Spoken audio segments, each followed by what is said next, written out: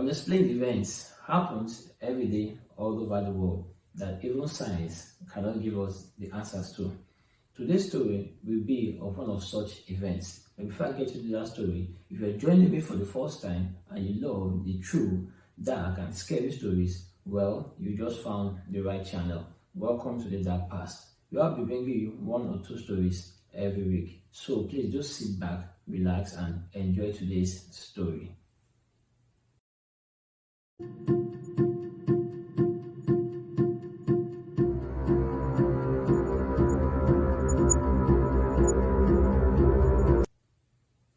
"41-year-old professional mountain climber Ludmila Korovina, who was an experienced hiking instructor and survivalist, planned an exhibition on the slopes of the Kama-Daban Mountains in southern Siberia in Russia with 6 of her students. Their names were Tatiana, she was 24, Alexandra, 23, Denis, 19, Valentina, 17, Victoria, 16, and Timur, 15 at that time. Korovina was known for her tough love, as she often pushes her students really hard. But this tough love paid off because her students described her as a good teacher who has taught them confidence and crucial hiking skills. On 2nd of August 1993, the group of 7 arrived at the mountain range in a town called Morino. They had worked so hard and they were excited about their journey into the mountains, and the weather forecast had promised them clear and sunny skies. The plan was to meet up with Korovina's daughter Natalie, who had led some other group of hikers into the mountain some few days later. The first 2 days went as planned, as the group made extremely good time up the Retranslator Peak, pushing themselves real hard. But on the 4th of August, as they began their descent, the weather forecast had proved them wrong, as they were hit with raging thunderstorm and heavy snowfall. Their supplies were soaked, their journey was slowed down due to added weights, the visibility was so poor, and they were extremely exhausted. So Korovina decided to camp out hastily in an exposed location, despite that there were tree covering not far away. That night, they were unable to build a fire, but they were still in good spirits. The following morning, they were successful in building a fire. They ate breakfast, packed up their gears, and prepared to set off on their path to go meet up with Natalie. Natalie had arrived at the meeting spot, not seeing her mother, waited for a short while, then decided to set off on her path. Not worried about her mother, assuming her mother had been slowed down by the weather. But unfortunately, what had slowed her mother down was much worse than she could ever imagine. That morning, when Korovina and her group had finished eating breakfast, packed up their gears, and prepared to set off on their path, Alexandra, who was at the back of the group, suddenly lets out a loud scream. The group were shocked and terrified. As they turned around to look at Alexander, they noticed that he was bleeding from his eyes, his nose, his ears, frothing at the mouth, and clutching to his neck. Suddenly falls to the floor, convulsing, and went still. Korovina was shocked, witnessing what she just saw. She ran straight to Alexander, knelt by his side, grabbed him, and she tried to get Alexandra to gain consciousness, but it was too late. Alexander was dead. He died right there at the beginning of the trail. Korovina was distraught because she has known Alexander all his life. She had loved him like her own son. She urged the group to keep going, that she was going to leave Alexander's side.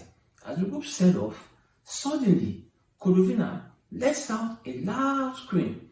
Tatiana was the first to get to where Korovina was, and she realized that Korovina was now exhibiting the same symptoms that thus claimed Alexandra's life. She was bleeding from the ears, the eyes, her nose, frothing at the mouth, and clutching to her neck. Suddenly fell dead right on top of Alexandra. Titania immediately started exhibiting the same symptoms, and the group stood there watching in horror as Tatiana crawled to a nearby rock and started banging her head on the rock over and over and over again until she fell down and went still. Now, Victoria and Timur, witnessing this, freaked out and took off running. As they were running, they suddenly fell to the floor, tearing their clothes, clutching to their neck, screaming, their eyes gushing out blood, nose and ears frothing at the mouth, and suddenly went still. Dennis, witnessing this, frightened, ran to a nearby rock to hide. But Valentina was so shocked. She just stood there, frozen, traumatized, not saying a word, not moving. She couldn't believe she just witnessed her friends die mysteriously right in front of her in within minutes. Realizing that they were the only ones left, they ran to each other, held themselves, and decided to run away as fast as possible, away from the site where their friends lay dead. As they were running, Dennis suddenly let go of Valentina, gushed out blood from his nose, started exhibiting the same symptom, blood coming out from his eyes, his ears, frothing at the mouth, plunged into his neck, and just fell and died right there. Valentina was not even waiting to realize or to see what was going on with Dennis. She just took off running. She kept on running, she didn't stop. She had only clothes on her and her camp tent. She ran as fast as she could into the woods, and when she found a good tree covering, she made tents and slept for the night. By the time she woke up the next morning, she was surprised to be alive. She never expected to be awake and to wake up the next morning. But now she realized that she had to survive and find a way out of the wilderness. She had no supplies on her. The only thing she had to do right now, which was like a big problem to her, was to go back to where her friends lived there to get whatever supplies she would need to survive for only God knows how long. She summoned up courage, packed up her gears, and traced her step back to the site where her friends died. On getting there, she realized that they were still the way that they fell dead, right there on that site. She went to them, took whatever she wanted of them, and realizing that there was this power line high above her, she decided to trail that power line to wherever it leads. She began her journey. For 4 days, she was trailing this power line. On the 4th day, she got to a river.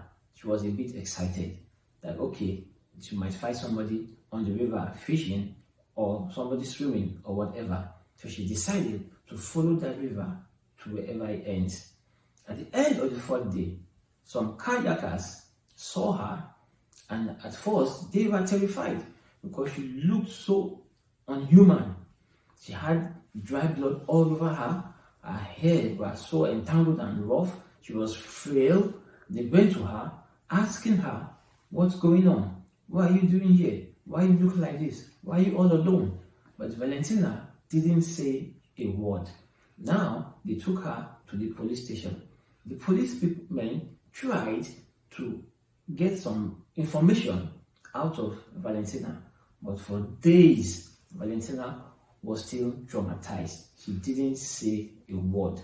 Well, but fortunately she did, and a party was organized to go search for her dead comrades. That was on the 27th of August. They found the dead bodies, and autopsy reports says that they died from hypothermia and Korovina died from a heart attack. I don't know how that can be from hypothermia or heart attack because they were bleeding from their eyes, their nose, their ears, frozen at the mouth. And how is that possibly from hypothermia or heart attack? Some people say it's some kind of Russian biological warfare, but I don't know. Maybe you can be the judge of that. Well, till date, Valentina doesn't want to talk about the events that happened on that mountain. She has decided not to discuss it with nobody anymore. Well, guys, that's today's story. I hope you enjoyed it. If you did, please don't forget to like it, share it, and you can also find me on Facebook and Instagram and on YouTube. And please do not forget to turn on all notifications so you don't miss any of my weekly uploads. That will be all for today. Thank you guys. I hope you guys have a nice week and see you next time. Bye for now.